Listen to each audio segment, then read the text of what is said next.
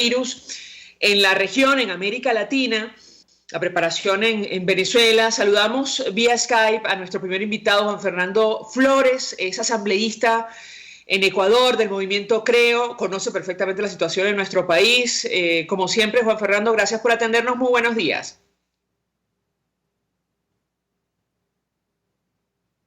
Me parece que todavía no tenemos comunicación con Juan Fernando Flores.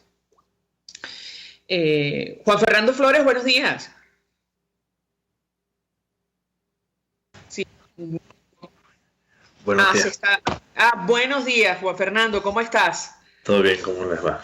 Bien, mucho interés en conversar contigo acerca de lo que está ocurriendo en Ecuador, uno de los países que ha confirmado la presencia del coronavirus. 6 casos, entendemos hasta ahora, que atienden las autoridades sanitarias. ¿Qué información puedes compartir con nosotros? Te escuchamos. Buenos días, muchísimas gracias por la oportunidad. Efectivamente, en el caso de Ecuador, nosotros tenemos desde hace más de ya 5 días la confirmación de distintos casos de coronavirus relacionado a la situación de una ciudadana ecuatoriana que vive en España, que habría viajado hasta la ciudad de Guayaquil para visitar a sus familiares y que habría tenido contacto con al menos unos 270 personas durante la ruta que ella habría establecido de cercanía desde el 14 de febrero hasta el 20 de febrero, donde fue internada. Posteriormente a eso se han venido haciendo el seguimiento por parte del Ministerio Público a cada una de las personas que ha tenido relación directa con esta persona, de la cual se ha podido establecer que tras la visita a ella en 3 ciudades, 5 personas más cercanas a ella, entre familiares y amigos, habrían sido contagiadas directamente con el virus. De ellos, 140 se encontraban en el avión, que ya han sido ubicadas, y 175 estaban en contacto directo con ella a través de distintos espacios. Lo que el Ministerio Público ha establecido es el seguimiento a cada uno de ellos y poder hacer la evaluación directa de cuál es su situación actualmente.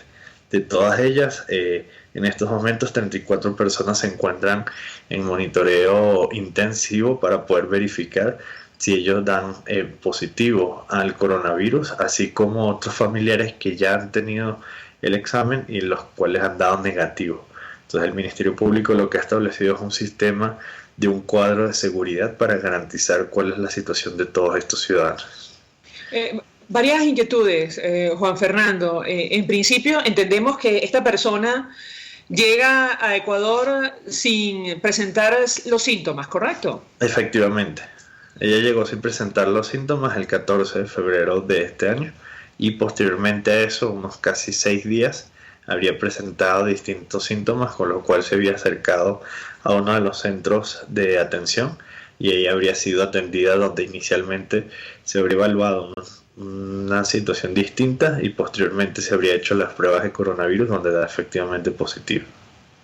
En el caso concreto del el avance de estas personas, ¿qué puedes compartir con nosotros? ¿Están en franca recuperación? ¿Qué información han dado a conocer las autoridades sanitarias? Las autoridades lo que han dado a conocer es que tienen al menos a estas 175 personas en revisión por parte de las autoridades del Ministerio Público para poder constatar su situación.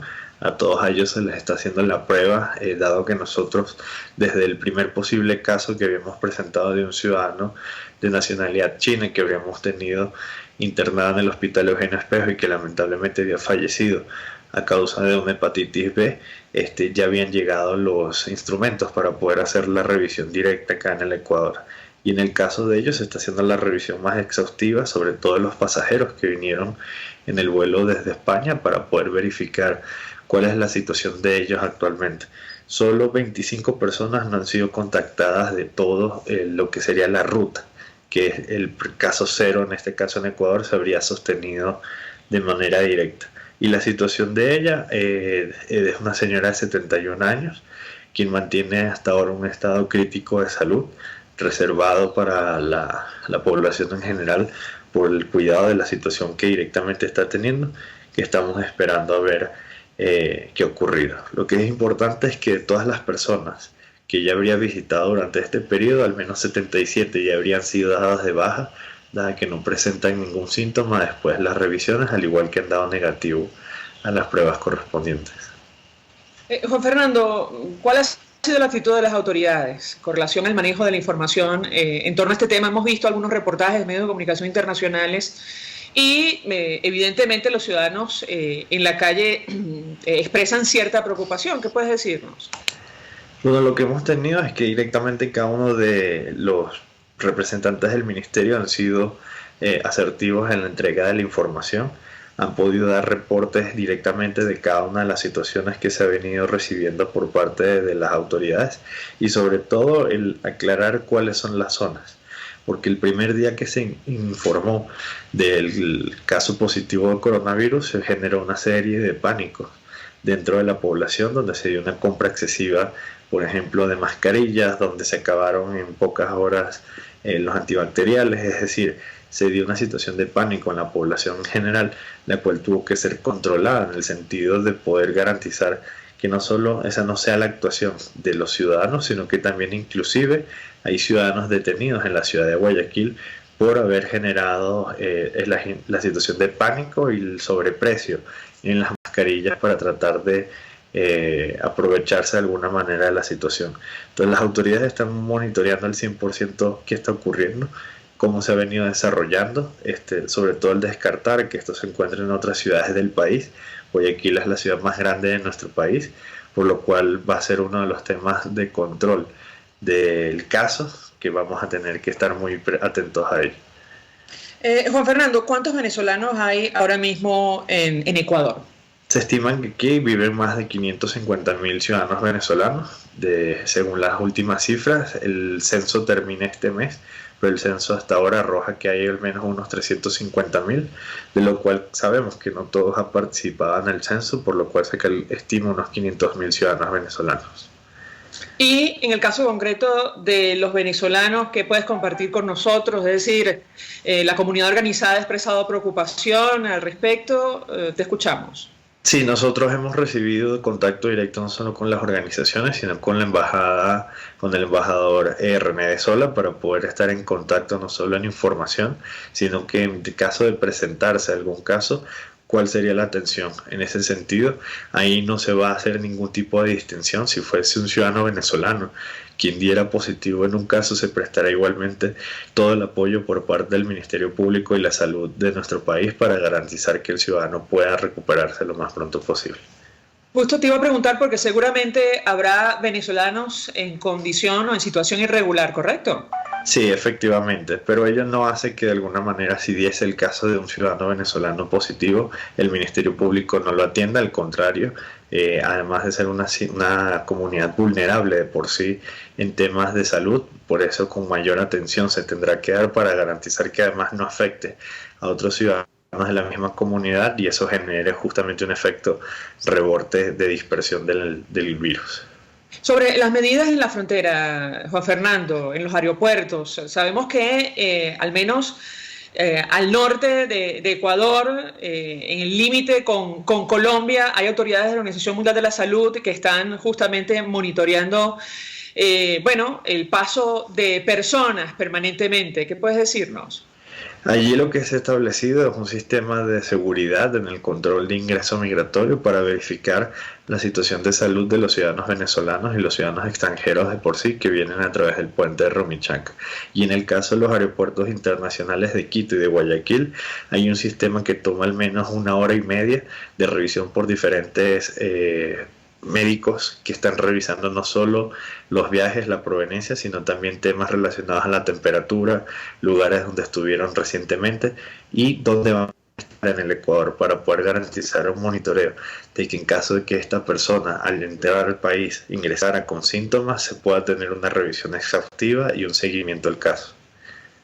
Finalmente, Juan Fernando, hemos seguido con atención, digamos, ruedas de prensa de las autoridades en América Latina expresando, la preparación o compartiendo la preparación frente a la llegada o la confirmación de un caso de coronavirus. ¿Qué puedes compartir con nosotros con relación al sistema de salud pública en ese país, tomando en consideración que si lo comparamos con Venezuela, francamente, huelgan los comentarios, pero ¿qué puedes decirnos? Te escuchamos.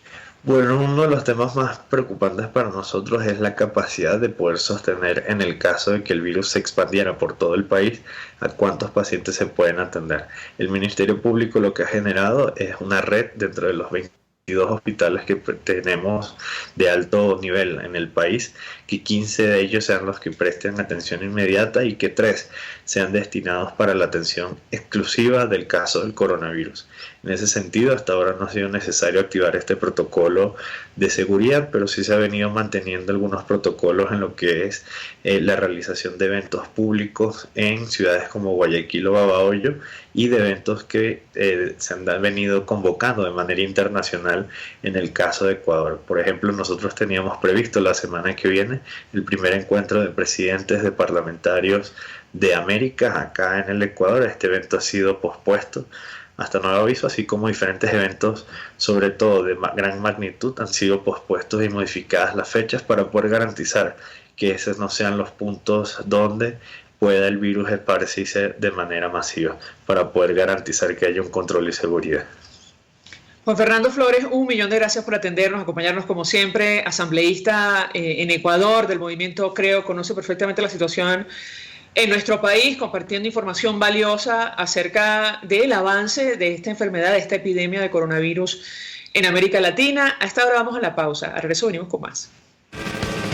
Usted escucha Palabras Más, Palabras Menos en RCR 750 AM. Puedes seguirnos en nuestras redes sociales. En Twitter, @RCR750, la radio que se ve. Mensaje del ingeniero Kenick Navarro, presidente del FOMPRES CIB. Apreciado colega ingeniero, arquitecto y afín, el Fondo de Previsión Social del Colegio de Ingenieros de Venezuela, FOMPRES CIB, diseñó para la protección de tu salud el Sistema Integral de Previsión Social. El mismo tiene a tu disposición beneficios de la solvencia, asistencia primaria de salud, el plan de salud con coberturas de acceso VIP, todos estos planes pensando en la protección de tu familia. Para mayor información visita fomprescib.net.be, Colegio de Ingenieros de Venezuela, construyendo futuro.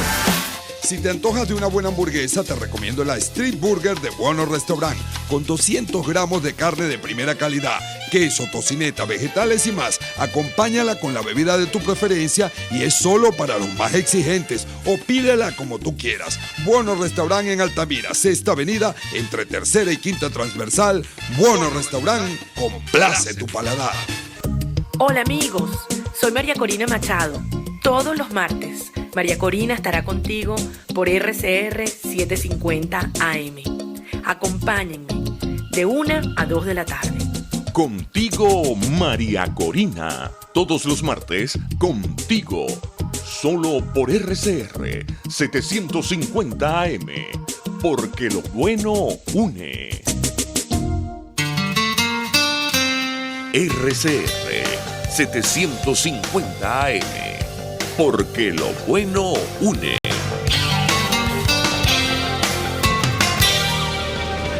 Todos las piensan, todos las escuchan y María Alejandra Trujillo te las dice. Palabras más, palabras menos. Continuamos amigos, palabras más, palabras menos, hablando acerca del avance de esta nueva enfermedad, de la epidemia del coronavirus. Varios países de América Latina han confirmado casos, incluyendo Brasil, ayer Argentina, Chile, Ecuador. Nos acompaña Ana Rosario Contreras. Hay un caso en investigación en Colombia ahora mismo, pero sin confirmación todavía. Deseamos que nos acompañe Ana Rosario Contreras, presidenta del Colegio de Enfermeras de Caracas. Como siempre, gracias por atendernos. Muy buenos días. Muy buenos días, María Alejandra. Un saludo a todos los que en este momento nos están escuchando. Pues mucho interés de conocer la información que pueda compartir nuestra invitada con nosotros acerca de este tema. Hemos venido hablando sobre el avance del coronavirus, ya se encuentra en América Latina. ¿Cuál es la situación en el caso de Venezuela? ¿Si ha variado algo después de la última vez que hablamos? Bienvenida. Fíjate, bueno, el coronavirus es una epidemia de alto nivel declarado por la Organización Mundial de la Salud. Ya lo tenemos aquí en Latinoamérica, ya lo tenemos en Brasil. Aquí en Venezuela han sonado alarmas que si hay, que si no hay, nada confirmado. Sin embargo, yo quiero resaltar que, bueno, el coronavirus es una virosis de alto contagio, tiene un índice de mortalidad bajo, pero sí muy contagioso. Pero yo quiero resaltar, María Alejandra, la situación de nuestros hospitales. Y lo tengo que decir con muchísima responsabilidad. Hemos escuchado al señor que ocupa el cargo de ministro de Salud, y él habla de, bueno, de que se están haciendo los protocolos de los aeropuertos, de las entradas, pero no nos ha dicho nada sobre qué va a pasar, sobre la situación de los hospitales en el caso, en la probabilidad alta de que tengamos esa virosis acá en Venezuela. ¿Qué tenemos? Fíjate, de acuerdo a la Organización Mundial de la Salud y expertos en infectología, se habla de que una de las medidas importantísimas es el lavado de manos. Es más, se dice que hay que ser compulsivo en el lavado de manos, hay que ser obsesivo en el lavado de manos. Y nuestros hospitales no tienen agua, no tienen servicio de agua. Están cerrándose unidades de terapia intensiva, como el caso del JM de Los Ríos. No tenemos equipos para soportes ventilatorios, no tenemos barreras de protección para el personal salud. Ojo, estoy hablando de mascarillas, estoy hablando de guantes, para evitar que ese personal que eventualmente debe atender a los pacientes que vengan afectados por este virus, y no tenemos cómo protegernos. Esto es una realidad que no es desconocida por los venezolanos. Sabemos la emergencia humanitaria compleja que tiene el país en materia de salud, donde el movimiento migratorio cada día se hace más fuerte en el personal salud por las condiciones de trabajo que tenemos indecentes, más el salario insuficiente que percibimos. Esto es una realidad que debería encender las alarmas de la sociedad. ¿Cómo van a ser atendidos ante una eventual llegada de casos de coronavirus en el país? No es que si llegaron, porque si van a llegar, ya eso lo dice la Organización Mundial de la Salud, porque esta es una epidemia de alto rango, que es de alto contagio, y que no podemos descartarlo, no podemos decir Venezuela no los va a tocar. Sin embargo, mi preocupación como personal salud, mi preocupación como presidente del Colegio de Enfermería del Distrito Capital, ¿qué va a pasar con el personal que debe atender estos casos? Mira, el contagio va a ser muy grande con el mismo personal. ¿Por qué? Porque en este momento en Venezuela no nos hemos preocupado ni ocupado los que tienen esta obligación de dotar los hospitales. Por el contrario, vemos con suma preocupación cómo hay el cierre de unidades clínicas, caso hospital de niños, que es un caso muy emblemático y que muy pronto pues verán las acciones que vamos a realizar en favor de este hospital, en favor de estos niños, pero así a lo largo y ancho del país. El hospital de niños es una tomografía de la situación que hoy tiene nuestro hospital, y vemos el silencio que mantiene el señor ministro de Salud, el señor que dice ser ministro de Salud, cuando habla de algunos protocolos, pero no se dice cómo está en este momento, que debería pues declararse una emergencia, tener preparado nuestras unidades, sobre todo soportes ventilatorios, porque estamos hablando de que esta es un virus que genera una doble neumonía, que es en pacientes vulnerables. Estamos hablando de pacientes comprometidos como HIV, pacientes inmunosuprimidos, pacientes en una edad que son evóticos, que tengan problemas respiratorios. Allí tendríamos que dedicarnos nosotros. Ahora, ¿cómo lo hacemos? ¿Cómo el personal salud puede atender este tipo de situaciones cuando no tenemos, María Alejandra, cómo ni siquiera tener las barreras de protección? Porque no solamente es coronavirus. Venezuela tiene en este momento un alto índice de tuberculosis, tiene hepatitis, enfermedades que habían sido erradicadas y que hoy están en el país. Y ese trabajo que tenemos que realizar el personal que labora en los hospitales, en mi caso voy a hablar del personal de enfermería, lo hacemos sin ningún tipo de barrera de protección. Y esto pues genera infecciones y contaminación del paciente. Entonces, más allá de que si llega o no llega, porque ya hay una alta probabilidad de que llegue, es cómo vamos a asumir el cuidado, el tratamiento, la atención de este tipo de pacientes afectados por este virus, si no tenemos las condiciones en nuestros hospitales para darle la atención debida y que no signifique un riesgo para el personal que lo está atendiendo. Ahora, tengo que preguntarle, porque ayer Nicolás Maduro ofreció una declaración y a título personal lo comentamos al inicio, absolutamente desconectada de la realidad, Él mandaba a las venezolanas a parir todas, a tener como mínimo 6 hijos en el marco del programa Parto Humanizado. Yo le pediría un comentario al respecto, tomando en consideración efectivamente lo que está ocurriendo con el sector salud, que afecta directamente a los niños en nuestro país. Venezuela es una de las naciones con mayor índice, hasta que se conocieron datos de mortalidad infantil, y sabemos cómo está ahora mismo el Hospital JM Los Ríos. ¿Qué puede decirnos? Fíjate, María Alejandra, yo perdí la capacidad de sorprenderme con las declaraciones de quien dice ser presidente de la República. De verdad que cuando yo escucho esto y veo que la mortalidad, pero también el nivel de desnutrición infantil que hay en Venezuela, las condiciones en las que en este momento están nuestras aquí, por ejemplo, te voy a hablar, Maternidad Concepción Palacio, el cierre de la maternidad del Algodonal. ¿Dónde se va a dar este parto humanizado del que hizo con una evidente desconexión de la realidad hospitalaria el señor Nicolás Maduro? Yo creo que acá, mira, hay que ser responsable. Venezuela, si lo que quieren es hacer ver que hay una normalidad, oye, eso es falso. Aquí tendríamos que volver y yo invitaría pues a los que dicen ser parte del ejecutivo del señor Nicolás Maduro que se conecten con la realidad. En nuestros hospitales aquí para parir, y uno recibe llamadas, ¿dónde puedo ir a atender? ¿Dónde hay anestesiólogo? ¿Dónde hay neonatólogo? ¿Dónde pudiéramos? Porque el ruleteo existe, y él lo sabe, y él lo conoce. O sea, yo creo que no hay que mentirle al país. Aquí hay que, más bien, yo hablaría de una maternidad responsable. Aquí tendríamos que ver y entender de que en Venezuela los trabajadores estamos en una situación de pobreza extrema, que a duras penas estamos manteniendo lo que tenemos ahorita, los que ya están acá. Aquí debería yo me enfocaría una maternidad responsable, o sea, planificar una maternidad. Tengo condiciones para alimentar a un niño, tengo las condiciones económicas para darle calidad de vida. Está en nuestros hospitales, y voy a volverme a los hospitales. Hoy vemos nuestra máxima maternidad Concepción Palacio, que está en una situación grave. El Hospital Universitario de Caracas, que tiene una unidad de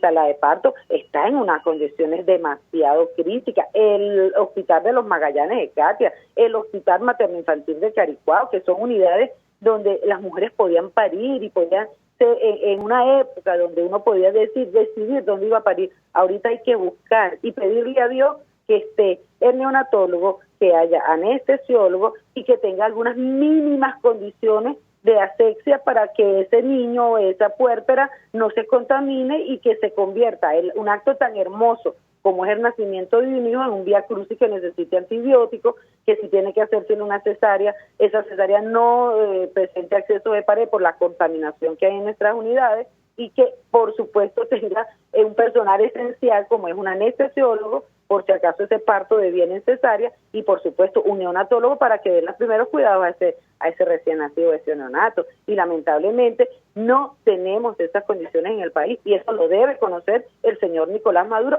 que dice que es el presidente de Venezuela.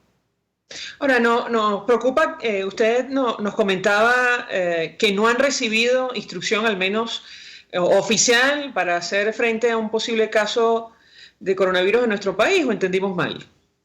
Fíjate, María Alejandra, el Colegio de Enfermeras ha sido muy responsable cuando emite algún tipo de comentario o algún tipo de denuncia. Nosotros hemos tenido un contacto permanente con cada uno de nuestro personal que labora en los hospitales del Distrito Capital. Y lo tengo que decir porque en este momento estamos haciendo un censo de cuánto es el número de enfermeras que tenemos por hospital. Esto pues ha generado que estamos desde el viernes teniendo un contacto permanente. Hemos censado más de 2.000 enfermeras desde el hospital, desde el Colegio de Enfermería, y la gran pregunta, la gran preocupación es que no se han dado. Aquí hay protocolos, por ejemplo, y debo recordar cuando tuvimos la infección del H1N1, donde el ministerio generaba las políticas, nos educaba como el uso de la mascarilla, cómo debemos, porque la mascarilla que se usa para este tipo tiene un protocolo de uso. Esto no puede ser que todo el mundo se monte una mascarilla, esto tiene que ser con un protocolo de uso, con educación para el personal que va a manejar este tipo de pacientes, porque estos pacientes deben estar en aislamiento, la preparación a la colectividad, que tenemos. Entonces no puedo limitarse en un voy a decir no se besen, no se abracen, no estornuden. Eso tiene que ser bien oficial, o sea, un ente oficial responsable sin generar alarma, porque la población tiene que entender que esto es una epidemia de alto nivel declarado por la Organización Mundial de la Salud y que no estamos exentos y que aquí tiene que aplicarse la medida preventiva. ¿Cómo usted va a prevenir? Tiene que fortalecer su sistema inmunitario, tiene que tratar de tomar vitamina C, tiene que hacer un lavado obsesivo de las manos, no tiene que evitar los contactos directos. O sea, fíjate que es un protocolo y la población tiene que estar madura, que si hay un caso de coronavirus no podemos salir corriendo, tenemos que ver qué protocolos vamos a utilizar para evitar que se expanda un virus que está reconocido por la Organización Mundial de la Salud de alto contagio. Entonces, esas cosas no las hemos visto en nuestros hospitales, no hemos visto esa formación por parte del responsable de salud en Venezuela. Bueno, yo le pregunto a la Rosario Contreras, tomando en consideración que lo que está ocurriendo en nuestro país desde conocimiento de Naciones Unidas, no es posible entrar en contacto con la OPS, la OMS, justamente para que llame a capítulo a las autoridades y estos protocolos, bueno, se hagan de uso común. Sabemos que los especialistas de nuestro país se han encargado por su cuenta de prepararse frente a una situación de esta naturaleza. Nos consta porque muchos de ellos han estado en este espacio, pero es posible establecer ese contacto con las autoridades sanitarias de la OPS, insisto, de la OMS, para que tomen medidas como la que usted comparte con nosotros. Sí, fíjate, yo voy a reivindicar lo que tú dices, María Alejandra, porque mira, a través de algunas iniciativas privadas de algunos médicos expertos, el doctor José Félix Oleta, la doctora Ana Carvajal, el doctor Julio Castro, sí han hecho una serie de informaciones, de micros que hemos hecho llegar a nuestro personal. O sea, la iniciativa la hemos tomado nosotros. En el Colegio de Enfermeras se han hecho talleres, foros para educar, para entender. Estamos ahorita planificando foros para ir a las comunidades, porque la comunidad tiene que educarse. Pero cuando nosotros, y no hemos descartado, de hecho ayer en directiva nosotros nos reuníamos enviar una comunicación a la Organización Mundial de la Salud, a la OPS, para ese llamado, ¿no? Para de que el ministerio asuma con mayor responsabilidad su rol, prepararnos todos ante una emergencia. No llega, gracias a Dios, oye, estamos bendecidos por Dios en ese aspecto, ya por lo menos esa plaga no va a llegar, porque aquí estamos como las 7 plagas de Egipto, bueno, que no llegue esa, pero y si llega, porque personal de salud tiene que estar adelantado a los tiempos, tenemos que prevenir.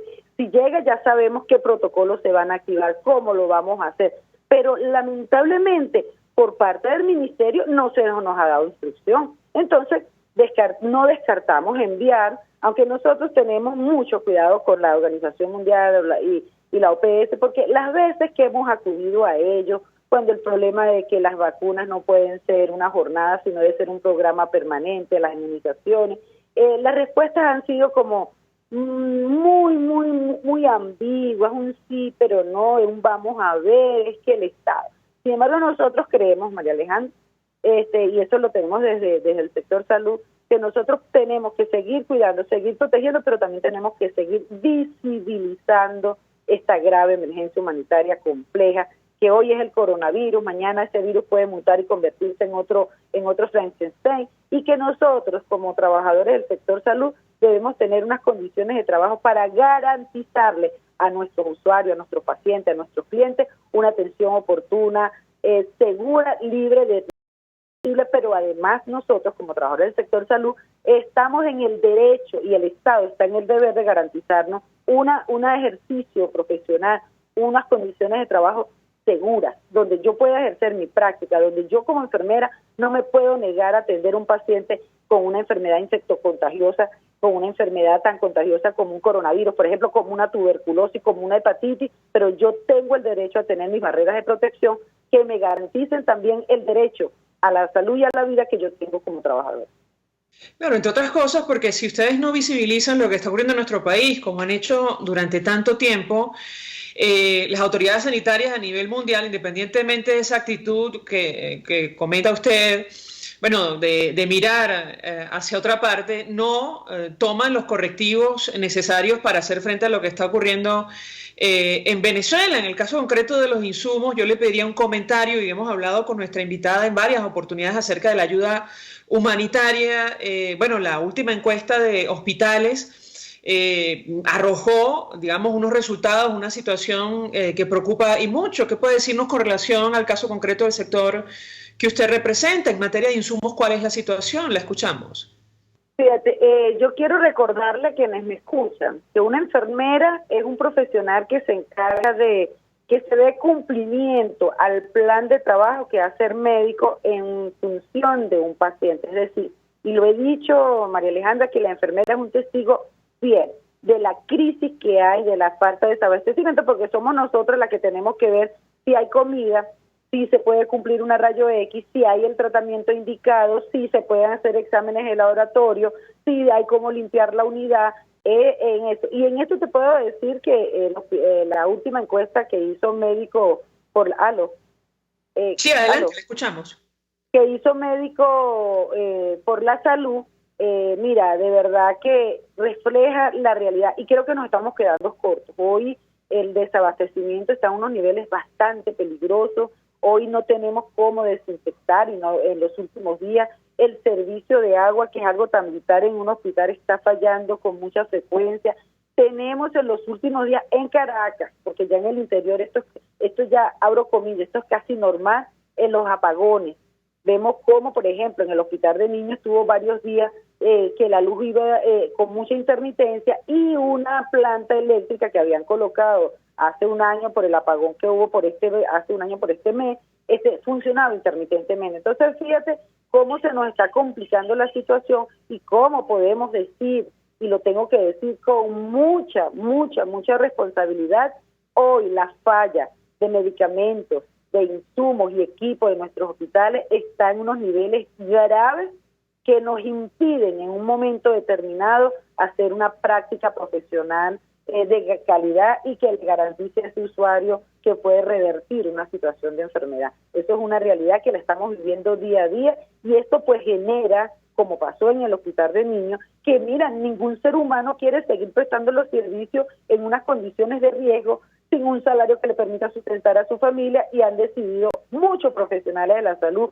en su mayoría médicos y enfermeras, retirarse de la práctica profesional, irse a otras actividades, ahí vamos a encontrar que están ejerciendo funciones como taxistas, en la economía informal, otro tipo de iniciativas que mira, no les dan riesgo para su vida, no tienen cómo llevar microorganismos patógenos a su familia, porque no solamente es la afectación de mi salud, también es que yo llevo en mis manos, porque no tengo cómo lavármelas, también microorganismos a mi casa, y puedo generar enfermedades también a mi familia. Entonces, eso es una situación que, ojo, para concluir, quiero decir, la Organización Mundial de la Salud, revisen las páginas, que el curso de esta enfermedad, pero también vamos a tomar conciencia y no podemos quedarnos callados. Porque si nos quedamos callados, si no decimos cómo están nuestras maternidades, la mujer que escucha al señor Nicolás Maduro va a buscar parir 6 muchachos.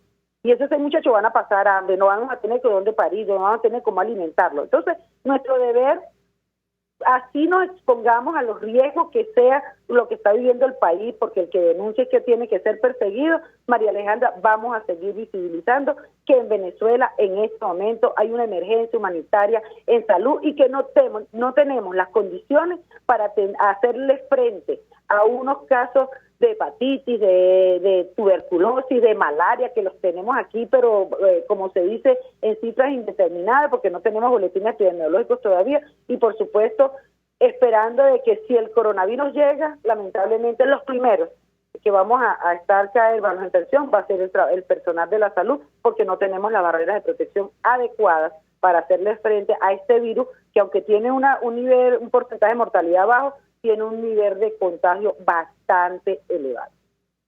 Finalmente, ¿van a participar ustedes en el sector de enfermeras en la actividad que está convocada para el 10 de marzo? Sí, el gremio de enfermería ha sido conteste, María Alejandra, y nosotros creemos que Venezuela necesita un cambio de modelo político.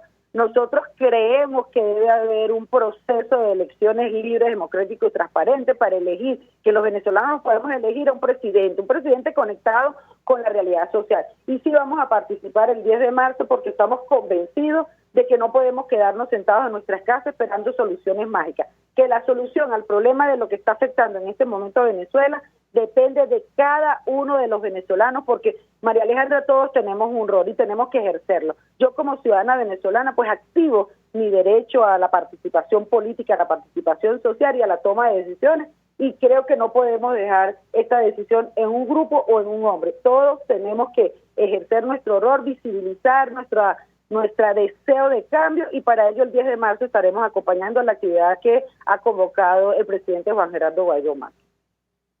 Gracias, Ana Rosario Contreras, por atendernos, acompañarnos, presidenta del Colegio de Enfermeras de Caracas. Vamos a la pausa, al regreso venimos con más. Estás escuchando Palabras Más, Palabras Menos, por RCR 750 AM. Puedes seguir nuestra programación a través de rcr.tv, la radio que se ve. Mensaje del ingeniero José Peraza, tesorero del FOMPRES CIB. Estimado colega ingeniero, arquitecto y profesional afín, el Colegio de Ingenieros de Venezuela y el Fondo de Previsión Social, preocupado por la salud de tu familia, ha diseñado un sistema de salud integral que coloca a tu disposición y que contiene asistencia primaria de salud, ambulancia, hospitalización, cirugía, oftalmología, dermatología, fisioterapia, psicología, odontología, farmacia y funerario. Para mayor información, visítanos a nuestros portales cib.net.be, fomprecib.net.be, Colegio de Ingenieros de Venezuela, construyendo futuro. ¿Vas a emigrar a otro país? Trámites Legales Express. Expedimos, legalizamos y apostillamos tus documentos para el exterior. 0424-249-0332. Pregunta por Salvatore y l'originale. Trámiteslegalesexpress@gmail.com. La solución en tus manos. Conéctese a la emoción del hipismo nacional e internacional en Trasnocho Hípico, con la llave ganadora, Jesús Oropesa y Héctor Alonso. Estadísticas, entrevistas, pronósticos. Trasnocho Hípico, todos los miércoles, jueves y viernes a las 11 de la noche. Solo por RCR Deporte, 750 AM. En RCR somos vanguardia. Toda la programación de tu RCR también la puedes seguir a través de la internet. Audio y video en tiempo real. Noticias y mucho más. No te pierdas ni un segundo de nuestra programación. No hay excusa ni cadena que valga para que dejes de escucharnos. Ingresa a rcr.tv, la radio que se ve. En la crisis se encuentran las oportunidades. Aquí en Sin Estrés se las mostramos con invitados especiales que nos regalan sus experiencias por una Venezuela mejor. Cada tarde, de lunes a viernes a las 3, desde el emprendimiento, la educación, la salud y el entretenimiento. Por nuestra calidad de vida se nos hace necesario tomar un respiro del agobio diario, dedicar unos minutos a la salud mental y emocional para vivir sin estrés. Sin Estrés, de lunes a viernes a las 3 de la tarde por RCR 750 AM y rcr.tv, la radio que se ve. RCR 750 AM, porque lo bueno une. Información, opinión, contraste. María Alejandra Trujillo está en Palabras Más, Palabras Menos.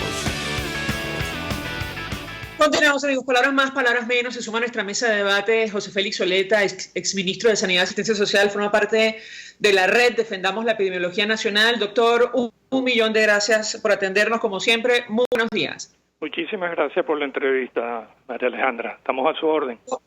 Mucho interés de conocer, la información que pueda compartir con nosotros acerca del avance del coronavirus en la región. Ayer autoridades de Argentina y Chile confirmaban los primeros casos en ambos países. Sin embargo, hay varios pacientes en América Latina. ¿Qué puede decirnos? Lo escuchamos. Bueno, sí, efectivamente, es un proceso de la historia natural de estas epidemias. en donde se produce el desplazamiento de personas y se introducen casos a países que no han tenido todavía la presencia de casos autóctonos y, bueno, es el caso particular de Argentina o de Chile, de viajeros que estaban en otros países en donde existía la enfermedad. De modo que este es un proceso natural, es un proceso que se va dando, en este caso, en América Latina de una forma progresiva, y debemos recordar que hace escasamente un mes solamente China tenía pacientes con el coronavirus, y en el transcurso de un mes más de 80 países ya tienen casos positivos, de modo pues que la acción fundamental está dirigida a las acciones de contención y de mitigación de la enfermedad, el impacto que puede tener la enfermedad sobre la población cuando el virus está circulando activamente dentro del país, ¿verdad? Es el caso, por ejemplo, de Italia, de otros países de Europa, o de Corea del Sur, o de Irán, en donde, bueno, las medidas que se tienen que tomar son todavía más intensas. Así que, bueno, el primer punto es prepararnos para hacer todas las cosas necesarias para que ese impacto sobre el sistema de salud y sobre la salud general de la población sea el menor posible. Y ese es el trabajo que debemos hacer en este momento, ¿no? El trabajo de preparación, de la búsqueda adecuada de los recursos, de la formación del personal que debe atender adecuadamente a las personas, a dirigir a las personas que potencialmente estén enfermas para hacer el diagnóstico preciso. Es todo un protocolo de trabajo que ha aprobado la Organización Mundial de la Salud y que recomienda pues a todos los países ponerlos en práctica de una manera ordenada y sistemática. Si me permite, doctor, vamos a reponer un extracto de la declaración del presidente de Chile, Sebastián Piñera, confirmando el primer caso en ese país. Él avanza justamente parte de este protocolo, creo que es estándar, frente a la confirmación del primer paciente con coronavirus. Escuchamos unos segundos de esa declaración y yo le pediría su comentario. Muy buenas tardes. Esta mañana, junto al ministro de Salud, informamos en forma completa y exhaustiva de todas las medidas que el gobierno de Chile ha tomado para proteger la salud de los chilenos. Frente a esta epidemia del virus coronavirus, que se inició en Wuhan, China, pero que hoy día está afectando a prácticamente todos los países del mundo. La rápida expansión que ha experimentado esta enfermedad nos hacía presagiar y anticipar que el virus coronavirus iba a llegar a Chile en cualquier momento. Hoy, en Talca, se ha informado del primer caso comprobado de coronavirus en nuestro país y que afecta a un médico chileno de 33 años, quien viajó a Singapur. El médico se encuentra en buen estado de salud y va a ser derivado a su domicilio para poder tener una vigilancia epidemiológica muy certera y al mismo tiempo controlar todo el entorno, es decir, las personas que han tenido contacto con él. Quiero dar un mensaje de tranquilidad a todos mis compatriotas. Hemos tomado desde el mismo momento en que conocimos la aparición de este nuevo virus, el coronavirus, todas las medidas que ha recomendado la Organización Mundial de la Salud y también todas las medidas que hemos estimado necesarias para proteger la salud de todos nuestros compatriotas. Bien, parte de las declaraciones que ofrecía el presidente Sebastián Piñera el día de ayer. Doctor, yo le pediría un comentario porque hace algunos minutos Ana Rosario Contreras del Colegio de Enfermeras de Caracas nos decía que la información que ha trascendido, que se conoce, es producto de la organización de los médicos, del personal de salud de Venezuela, pero no hay, digamos, un apoyo, una participación directa de las autoridades sanitarias en nuestro país, o al menos no hay coordinación. Yo le pediría un comentario de su parte sobre este tema. Sí, hay alguna cosa que podemos identificar en este momento. es que es insuficiente la información que ha aportado el Ministerio del Poder Popular para la Salud en relación a los preparativos, a lo que está haciendo la comisión que el señor Maduro mencionó que se iba a ocupar de estas cosas. Es decir, no hay una información continua, permanente y completa acerca de lo que se está haciendo y cuáles son las medidas generales para orientar a la población. Por ejemplo, no todos los pacientes tienen que ir a los hospitales, porque si una persona con sospecha de la enfermedad acude a un hospital, pues tiene que ser dirigido de una manera muy especial a través de un triaje, y no sabemos exactamente cuáles van a ser los hospitales, cuáles van a ser los hospitales que van a recibir este tipo de personas. En fin, hay una serie de cosas que son fallas importantes en el mecanismo de comunicación de la información masiva que se le debe dar a la población y que forma parte de los preparativos ante situaciones epidémicas de esta naturaleza. Y mientras el gobierno pueda dar más información, ofrezca datos exactos para que la población sepa qué es lo que debe hacer y conocer los riesgos, disminuye también la incertidumbre, las dudas, los prejuicios y también el miedo. Y esto es muy importante porque a veces es peor el efecto del miedo, de la angustia, de esa incertidumbre sobre la población que la propia enfermedad. De una manera general, de cada 100 personas que puedan ser afectadas, probablemente unas 80 van a pasar el cuadro como una manifestación respiratoria menor, con un poquito de fiebre, y en 5 o 6 días están materialmente asintomáticos y no van a tener mayor problema, y solamente van a requerir estar en su casa en una suerte de cuarentena voluntaria de 5 o 6 días, y luego podrán seguramente reincorporarse a su trabajo. Y solamente un 20% de los casos van a requerir atención del sistema sanitario. Y de ese 20%, probablemente la mitad tenga que ser hospitalizada, y de ese grupo de personas hospitalizadas, solamente la mitad de ese grupo va a requerir cuidados intensivos. Así que todas esas cosas hay que ir planificándolas adecuadamente, sobre todo porque hay un grupo de riesgo que está muy expuesto, que es el personal de salud. Y ahí hay una preocupación muy grande porque no se conocen los preparativos, los recursos disponibles, las mascarillas, los guantes, todo el material de ropa descartable que tiene que ser utilizado por el personal de salud que va a atender a estas personas. Entonces tenemos mucha preocupación porque no hay esos datos. Precisamente el director general de la Organización Mundial de la Salud ha recomendado un conjunto de unas 8 o 10 preguntas que hay que hacerle a los ministros de salud, y una de esas preguntas es precisamente cuáles son los hospitales que van a atender a las personas, cuál va a ser el canal que se va a utilizar para orientar a las personas a dirigirlas hacia un área de la emergencia y que no vayan a colocar en riesgo a las otras personas que son atendidas en el hospital, y cuáles son los recursos disponibles. Así que creo que es una tarea que está por hacerse. Hay que insistir sobre esto porque es una obligación del Estado ofrecer las seguridades, los recursos y disponer de una manera adecuada de esos recursos en el momento en que se vayan a necesitar. Todo eso forma parte de la planificación que en este momento tiene que estar haciendo el Ministerio del Poder Popular para la Salud, y tiene que ser documentado y presentado a la población para que la población sepa qué hacer.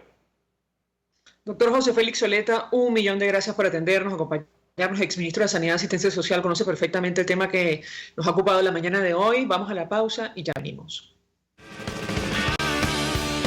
Escuchas a María Alejandra Trujillo en Palabras Más, Palabras Menos, por RCR 750 AM. Mensaje del ingeniero Kenick Navarro, presidente del FOMPRES CIB. Apreciado colega ingeniero, arquitecto y afín, el Fondo de Previsión Social del Colegio de Ingenieros de Venezuela, FOMPRES CIB, diseñó para la protección de tu salud el Sistema Integral de Provisión Social. El mismo tiene a tu disposición beneficios de la solvencia, asistencia primaria de salud, el plan de salud con coberturas de acceso VIP, todos estos planes pensando en la protección de tu familia. Para mayor información visita fomprescibe.net.be, Colegio de Ingenieros de Venezuela, construyendo futuro.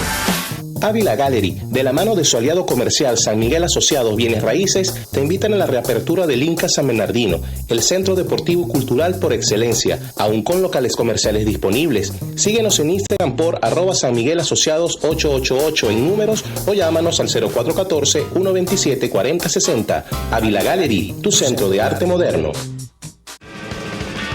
Se dicen, se ocultan, se piensan, se descubren. Palabras más, palabras menos. Con María Alejandra Trujillo. Continuamos, amigos. Palabras más, palabras menos. Se nos ha agotado el tiempo. Nos despedimos. Lo hacemos a nombre de Jaime Nestares en la dirección general de la estación, en la gerencia de producción, Willy Tarcaya. En la producción, Marilia García, en la redacción, Jackson Vargas, en los controles, César Arteaga, quien tuvo el inmenso placer de acompañarles, María Alejandra Trujillo. El Fondo de Previsión Social del Colegio de Ingenieros de Venezuela presentó. RCR presentó Palabras más, palabras menos. RCR 750 AM.